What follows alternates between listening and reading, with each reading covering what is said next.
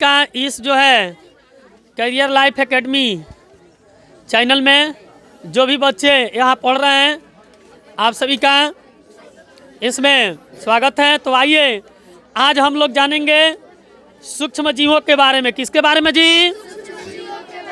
हाँ, जिसमें हम लोग पढ़ेंगे यहाँ पे जानेंगे यानी जीवों के बारे में। किसके बारे में? जीवों के बारे में, यानी पौधे और जंतुओं का संरक्षण हम लोग कैसे करते हैं और जैव विभिन्नता के बारे में। चलिए, तो सबसे पहला प्रश्न है, सभी लोग को बताना है जैव विभिन्नता किसे कहते हैं। जैव विभिन्नता, जैव माने क्या होता है जी? जीव। जैव माने क्या होता है? जीव। हमारे जो प्रकृति में जितने भी जीव देख रहे हैं इसमें क्या है, सभी जीव एक जैसे हैं? सभी जीव एक जैसा है जी? नहीं है। यहाँ पर इस क्लास में जितने भी बच्चे हैं, चाहे लड़के हैं लड़कियां हैं, ये लोग सब एक समान हैं? कोई गोरा है, कोई काले हैं, कोई छोटे हैं, कोई बड़े हैं, इस प्रकार के दिखाई दे रहे हैं ना जी। ऐसा ही देखिए हमारा जो प्रकृति है, हम लोग के प्रकृति में जितने भी पौधे हैं चाहे जीव जंतु हैं, सभी एक समान नहीं होते हैं। इसी को हम लोग क्या कहते हैं? जैव विभिन्नता कहते हैं। सभी लोग जैव विभिन्नता याद रहेगा ना जी। जंगलों में जितने भी जीव जाते हैं देखने के लिए, सभी जीव एक जैसे होते हैं? अभयारण्य में जाते हैं, बड़े बड़े अभयारण्य में जाते हैं ना, वहाँ पर देखिएगा सभी जीव एक जैसे नहीं हो सकते हैं। जितने भी जीव देखिएगा सभी जीव अलग अलग पाए जाते हैं। पाए जाते हैं कि नहीं? सभी जीव एक जैसे नहीं होते हैं। वहाँ पर जीव जो हम लोग देखते हैं, जीवों का संरक्षण करना ये मनुष्य का दायित्व बनता है। बनता है कि नहीं? जीवों की आकृति और बनावट एक जैसी नहीं हो सकती है। पर्यावरण संतुलन के लिए जैव विभिन्नता आवश्यक होता है। यदि हम लोग को पर्यावरण का संतुलन बनाना है तो उसके लिए हम लोग क्या चाहिए? जीवों का संरक्षण करना पड़ेगा। आज देख रहे हैं बहुत से जीव धीरे धीरे समाप्त हो रहे हैं। जो मांस खाने वाले में आपको पता है सबसे पहले यानी गिद्ध हुआ करते थे। आज गिद्धों की प्रजाति दिखाई दे रहा है जी। पहले कोई भी जानवर मरता था तो उसकी आँख निकालने के लिए लोग कहते थे कि गिद्ध आया करते थे। आज देखिए गिद्ध कहीं दिखाई नहीं दे रहा है। गिद्ध कहीं दिखाई दे रहा है? नहीं दे रहा है। गिद्ध कहाँ है? ये जो है बहुत जगह अभयारण्य में रखा गया है, जहाँ बड़े बड़े चिड़ियाघर हैं, ठीक है ना, राष्ट्रीय पार्क हैं, उसमें रखे गए हैं। लोग जाकर देखते हैं। वो भी जाली लगा कर रखा गया, नहीं तो वो भी उड़ जाता, उड़ जाएगा ना। उसको खाना पीना दिया जाता है। तो सब जो है उस बड़े बड़े जंगल में रह रहे हैं, तो जाकर लोग देखने के लिए पैसा लगा कर देखने जाते हैं। चिड़ियाघर पटना जाइए, वहाँ पर भी गिद्ध हैं रखे हुए हैं, बाघ भी हैं। बाघ की प्रजाति देखिए धीरे धीरे अब समाप्त हो रहा है। हो रहा है कि नहीं? तो जैव विभिन्नता धरती पर पाए जाने वाले विभिन्न प्रकार के जीवों की प्रजातियाँ, उनमें आपसी संबंध और पर्यावरण का संबंध रखते हैं। रखते हैं कि नहीं जी? रखते हैं। वनों में के देखिए अंधाधुंध क्या कर रहे हैं लोग है, वनों की तुरंत जो है कटाई कर रहे हैं। अधिक संख्या में वन लोग काट रहे हैं ना जी।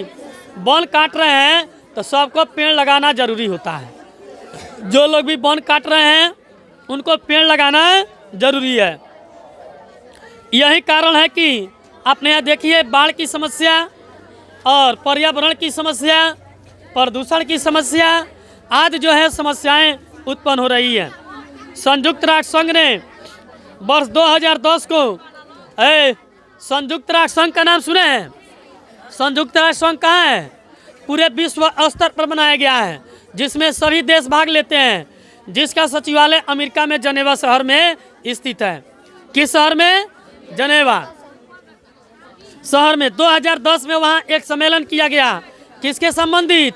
पर्यावरण संबंधित। यह समस्या की गई कि घोषित किया गया। संयुक्त राष्ट्र संघ ने कहा कि 2011 को विश्व वन घोषित कर दिया जाए, जो प्रत्येक वर्ष 22 मई को मनाया जाता है। वन विश्व दिवस कब मनाते हैं? 22 मई को। कब मनाया जाता है? यह कब घोषित किया गया है? 2011 में घोषित किया गया ना जी, जिसमें डायनासोर, डोडो आदि विलुप्त जीव माने गए। समझ रहे हैं ना? ब्लू व्हेल, डॉल्फिन, घड़ियाल, मगरमच्छ, अजगर, गिद्ध गौरैया, बाघ, चीता, कछुआ आदि ये क्या हो रहे हैं? विलुप्तमय जो है जंतु हैं, ये धीरे धीरे क्या होने लगे हैं? विलुप्त हो रहे हैं। ये सब जो है रेड डाटा पुस्तक के अंतर्गत रखा जाता है। पूछा जाता है रेड डाटा पुस्तक। देखिए 8 क्लास में आप लोगों में रेड डाटा पुस्तक ये छोड़ता नहीं है। 9 में जाइएगा वहाँ भी पढ़ना है, 10 में जाइएगा वहाँ भी पढ़ना है कि नहीं? विलुप्त प्रजातियों के बारे में। तो याद रखिएगा, विलुप्त हो रहे प्रजातियों को हम लोग क्या कहते हैं? रेड डाटा पुस्तक कहते हैं। चलिए अब हम जो है अभयारण्य और राष्ट्रीय पार्क से क्वेश्चन कुछ पूछेंगे, ठीक है? चलिए, पाए जाने वाले यानी Jim Corbett national park Uttarakhand, उसमें क्या पाए जाते हैं? क्या पाए जाते हैं जी? बाघ पाए जाते हैं। ये उत्तराखंड का पार्क है। उत्तराखंड के इस पार्क का नाम क्या है? Jim Corbett national park. इसमें क्या पाए जाते हैं? बाघ। गिर अभयारण्य किस राज्य में स्थित है? गुजरात। यहाँ क्या पाए जाते हैं? एक सींगा वाला गैंडा पाए जाते हैं। पूछा जा सकता है एक सींगा वाले गैंडा कहाँ पाए जाते हैं? गुजरात में।